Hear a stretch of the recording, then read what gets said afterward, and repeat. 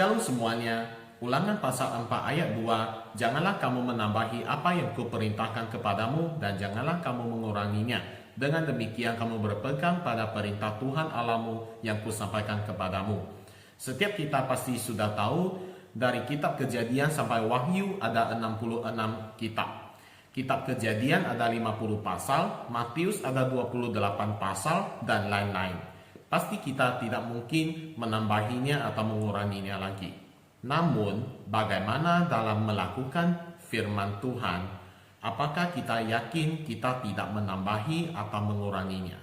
Dalam hal ini, saya akan memberikan 3 contoh. Contoh yang pertama, dalam hal mencegah COVID-19. Kita tahu kisah di mana Yesus menghardik taufan, "Diam, tenanglah."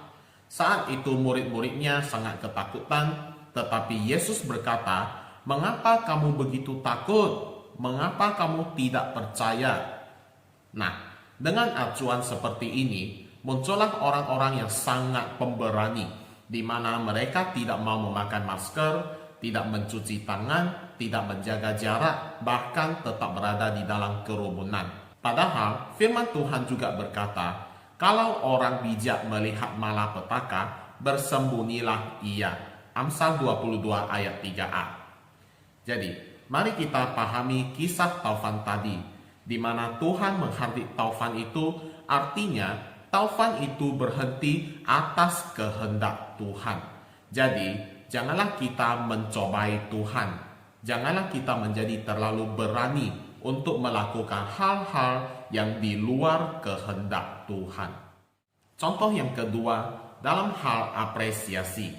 Dalam surat Paulus kepada jemaat Filipi, dan setiap kali aku berdoa untuk kamu semua, aku selalu berdoa dengan sukacita. Filipi 1 ayat 4. Ini merupakan apresiasi dari Paulus kepada jemaat Filipi oleh karena iman mereka tetap kuat dan teguh kepada Tuhan Yesus. Memang, seseorang perlu mendapatkan apresiasi dalam pelayanannya, baik dalam pelayanan rumah tangga, pekerjaan, sekolah, bahkan dalam melakukan pekerjaan Tuhan. Tetapi ingat, apresiasi yang diberikan seharusnya merupakan apresiasi karena pekerjaan Tuhan yang dahsyat terjadi atas hidup kita, bukanlah berupa pujian atas pekerjaan tangan kita. Bahkan firman Tuhan dengan tegas mengingatkan kita bahwa celakalah kamu jika semua orang memuji kamu, karena secara demikian juga nenek moyang mereka telah memperlakukan nabi-nabi palsu. Lukas 6 ayat 26. Nah, siapa nabi-nabi palsu itu? Nabi-nabi palsu itu adalah nabi-nabi yang mengatakan kata-kata yang manis, yang enak didengar untuk menyenangkan hati orang. Padahal yang mereka sampaikan itu bukan pesan dari Tuhan dan tidak berisi teguran dan tidak ada nasihat. Jadi, mari kita hati-hati. Apresiasi itu memang perlu, tetapi pujian yang berlebihan atas diri kita itu justru akan menjatuhkan kita secara perlahan-lahan. Sebaliknya, teguran dan nasihatlah yang akan membangun kita. Contoh yang ketiga, dalam hal persembahan. Lukas 12 ayat 7 berkata, bahkan rambut kepalamu pun terhitung semuanya. Artinya Tuhan mengetahui seluruh kehidupan kita. Bahkan hal-hal yang tidak kita ketahui seperti jumlah rambut kita, Tuhan pun tahu. Berarti Tuhan juga tahu bagaimana keadaan ekonomi rumah tangga kita. Tuhan pasti tahu apa yang menjadi kebutuhan kita, jumlah konsumsi rumah tangga kita per bulan, dan hutang-hutang yang belum dicicil. Itu semuanya Tuhan tahu. Tetapi firman Tuhan juga berkata, muliakanlah Tuhan dengan hartamu dan dengan hasil pertama dari segala penghasilanmu. Amsal 3 ayat 9. Maksudnya di sini adalah persembahan sulung, yang merupakan persembahan yang terbaik secara kuantitas dan kualitas.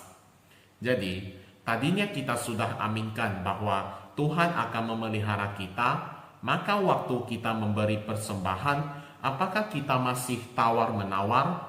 Apakah kita masih bersungut-sungut? Ingat, Firman Tuhan berkata, tetapi carilah dahulu kerajaan Allah dan kebenarannya, maka semuanya itu, yaitu apa yang kamu perlukan, akan ditambahkan kepadamu. Matius 6 ayat 33. Inilah 3 contoh yang bisa saya sampaikan hari ini. Kiranya kerohanian kita semakin bertumbuh sampai mencapai kesatuan iman dan pengetahuan yang benar. Kuncinya adalah taat dan percaya saja. Serta bacalah firman Tuhan setiap hari secara konsisten. Walaupun tidak mengerti, tetapi bacalah saja. Dan mintalah pertolongan Roh Kudus untuk memenuhi kita senantiasa. Tuhan Yesus memberkati.